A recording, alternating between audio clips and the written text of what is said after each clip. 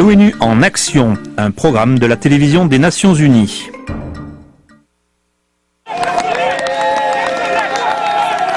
Après avoir été ensevelie vivante pendant 7 jours, Nathalie, qui a 25 ans, a été sortie des décombres d'un supermarché de Port-au-Prince. Des équipes locales et internationales de recherche et secours ont travaillé inlassablement pour la libérer.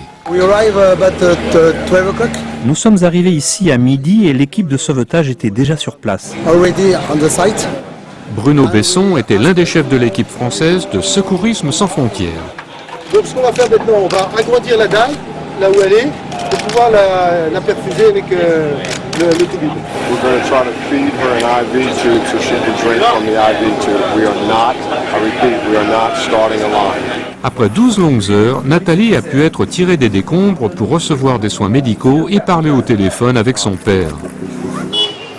Durant la première semaine après le tremblement de terre d'une magnitude de 7.0 qui a réduit en ruine la plus grande partie de Haïti, plus de 120 personnes ont été sauvées par des équipes de recherche et secours et un grand nombre d'autres ont été sauvées par des Haïtiens qui creusaient souvent à main nue.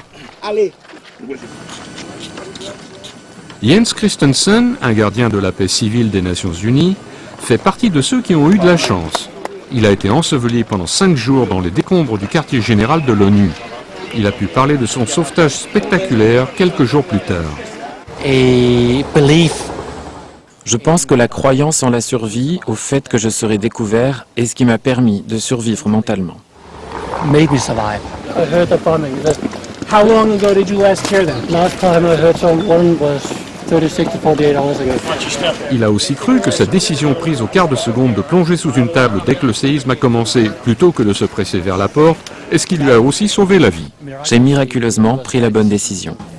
Malgré toutes ces misères et dévastations répandues sur l'île, il existe plusieurs exemples de fins heureuses grâce aux efforts assurés et ininterrompus des 1800 spécialistes des équipes de recherche et secours. Une vie, c'est le plus beau cadeau du monde. On ne peut pas trouver mieux, on ne peut pas faire mieux. Les efforts de secours sont désormais passés de l'étape de recherche et secours à celle de la reconstruction des vies brisées du peuple haïtien.